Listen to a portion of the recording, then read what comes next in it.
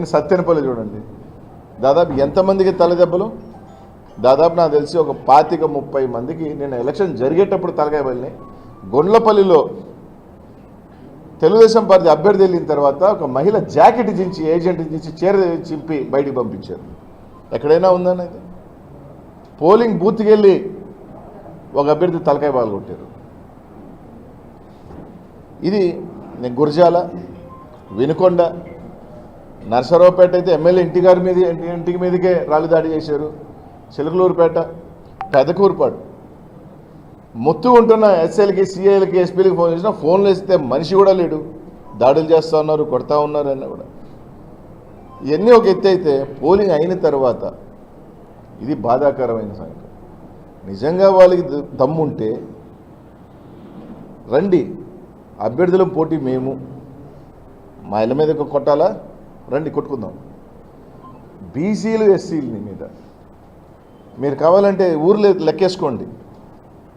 బీసీలు ఎస్సీల మీద మాకు ఓట్లు ఏజెంట్గా కూర్చుంటారా, ఓట్లు వేస్తారా అని చెప్పి ఊర్లు గురజాల్లో అయితే కొత్తగణేశంపాడు కానీ, కేసనపల్లి కానీ ఒక 10 ఊర్ల మీద ఇల్లు ధ్వంసం చేయటం, మహిళలను చూడకుండా కొట్టారు.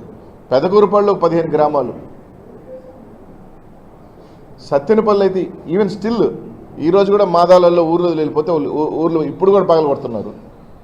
చీమలమర్రి, గుండ్లపల్లి, కుంకలగుంట మహిళల్ని పల్నాడులో, నేను పల్నాడుకు వచ్చేటప్పుడు లేదా పల్నాడు ఏదంటే పల్నాడులో పౌరుషం అంటారు. ఆడవాళ్ళని కొట్టేవాడు వాడు మగవాడు, వాడు పౌరుషవంతుడా. ఇళ్ళల్లో లేని మనిషి మగవాళ్ళు లేనప్పుడు ఇళ్ళలోకి వెళ్ళి ఇళ్ళ ధ్వంసం చేసి ఆడవాళ్ళ మీద ఒక ప్రతాపం చూపిస్తూ ఉన్నారు. అంటే ఇది ఇక్కడ తెలుగుదేశం పార్టీ నాయకుల కన్నా కూడా పైన నుంచి, ఎందుకంటే ఇది ఒక నియోజకవర్గంలో జరుగుతుందంటే స్థానికంగా అనుకోవచ్చు. 7 నియోజకవర్గాల్లో ఒకే స్టైల్ ఆఫ్ ఫంక్షనింగ్ జరుగుతుంది. 7 నియోజకవర్గాల్లో మీరు తీసుకున్న పెదకూరుపాడు ఇదే పరిస్థితి, గురజాల ఇదే పరిస్థితి, మాచర్ల ఇదే పరిస్థితి.